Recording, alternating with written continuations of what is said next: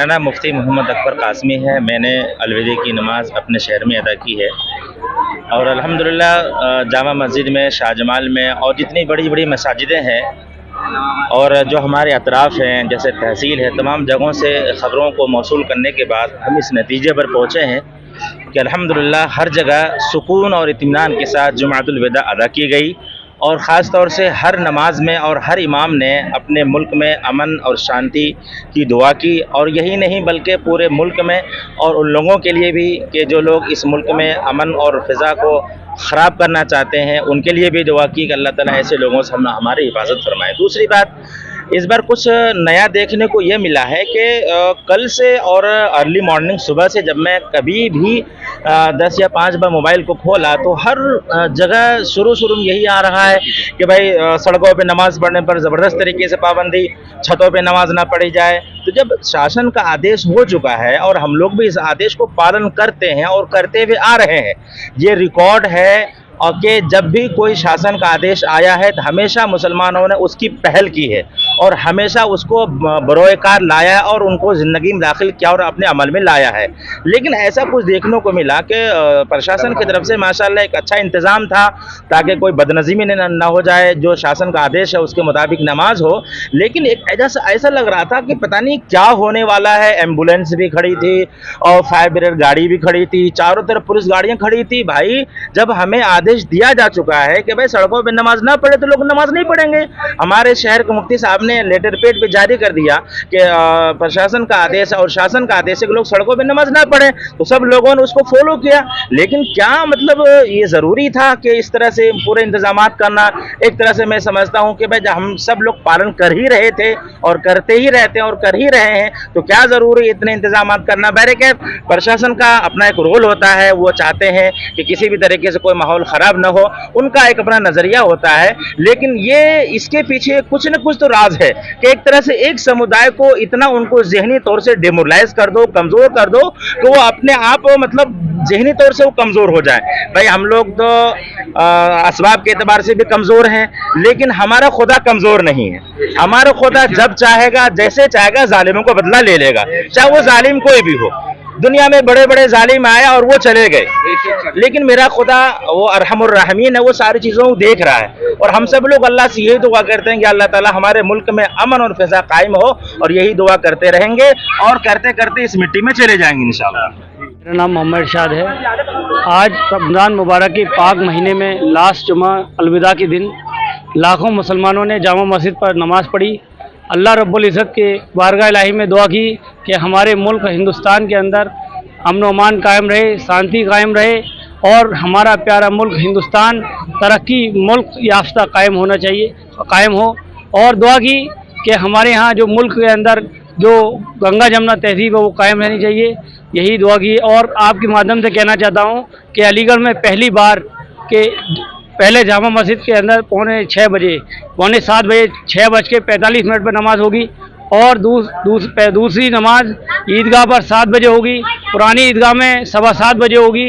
तो मैं अलीगढ़ की आवाम से गुजारिश करता हूँ कि समय पर आकर नमाज़ पढ़ें। और आपके माध्यम से कहना चाहता हूँ कि नगर आयुक्त साहब से गुजारिश करता हूँ कि जहाँ पानी की व्यवस्था और साफ़ सफाई की व्यवस्था, गड्ढे मुक्त की व्यवस्था मुकम्मल तरीके से करनी चाहिए। और शुक्रिया अदा करना चाहते हैं आला अधिकारियों का, बड़ी मुस्तैदी से सुकून से जुमे की अलविदा नमाज मुकम्मल हो गई। तो टाइम बताया आपने, कौन से नमाज का?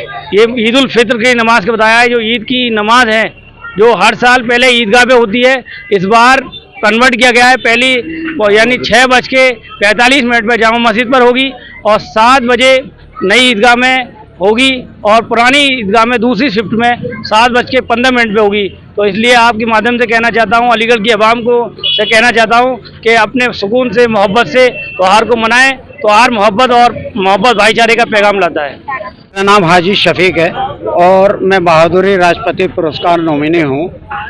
आज जुम्मे की जो नमाज अदा की गई है, ये माह रमज़ान है और इसमें 4 जुम्मे पढ़ते हैं, ये चौथा और आखिरी जुम्मा होता है। तो जिस तरह प्रशासन की तरफ से ये बोर्ड लगाए गए हैं कि सड़क पे नमाज ना पढ़ें और जैसा सुनने में आ रहा है कि घरों की छतों पे भी ना पढ़ें, तो मैं आपके संज्ञान में एक बात डालना चाहता हूँ कि घरों में ईद और जुम्मे की नमाज अदा नहीं की जाती है। ये सिर्फ ईदगाह में और जामा मस्जिद में ही अदा की जाती है। आपने अभी देखा होगा कि यहाँ पर मुसलमानों ने नमाज अदा की है जुम्मे की, और पुरसुकून नमाज पढ़ के और अपने अपने घरों को चले गए। अभी यहाँ पर इमाम साहब ने दुआ भी की है, पूरे मुल्क के लिए दुआ की, हिंदू मुसलमान में भाईचारे के लिए दुआ की, और सब ने हाथ उठा के अपने मुल्क के लिए दुआ की है। देखिए, ये तकरीबन 5 लाख से ऊपर की आबादी का क्षेत्र है। ये जो हमारा ऊपरकोट, ये कदीमी जामा मस्जिद है और तकरीबन 300 साल पुरानी है। तो हर आदमी की ये ख्वाहिश होती है कि मैं जामा मस्जिद में जुमे की नमाज अदा करूं। तो अच्छा, इसमें तकरीबन 4,000 से 4,500 के लगभग लोगों की तादाद आ सकती है। तो इसलिए इससे ज़्यादा सड़कों पे तो इजाज़त नहीं थी, और मुसलमानों ने भी उसका खैर मकदम किया है कि सड़कों पे नमाज अदा नहीं की है। तो ये मस्जिद उस लिहाज से कम पड़ी है, वो परेशानी हुई है आज। शासन प्रशासन के लिए क्या कहेंगे? देखिए, शासन ने अपना काम किया है, प्रशासन ने यहाँ बड़ी खूबी से नमाज अदा कराई है, और हम उनका शुक्र अदा करेंगे।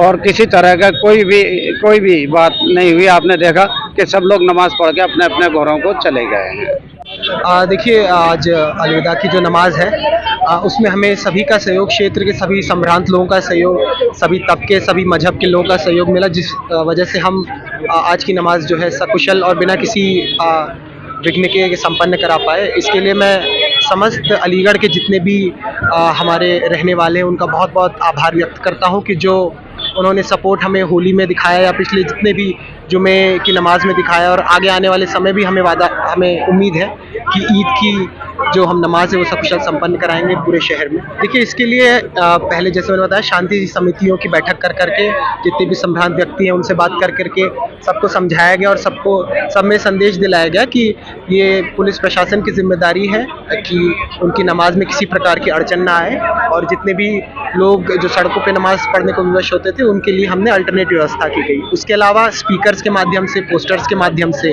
तथा गली गली मोहल्ले मोहल्ले में हमारे बीट कांस्टेबल के द्वारा ये जानकारी दी गई, जिसका परिणाम ये रहा कि आज जुमा अलविदा की नमाज सकुशल संपन्न हुई।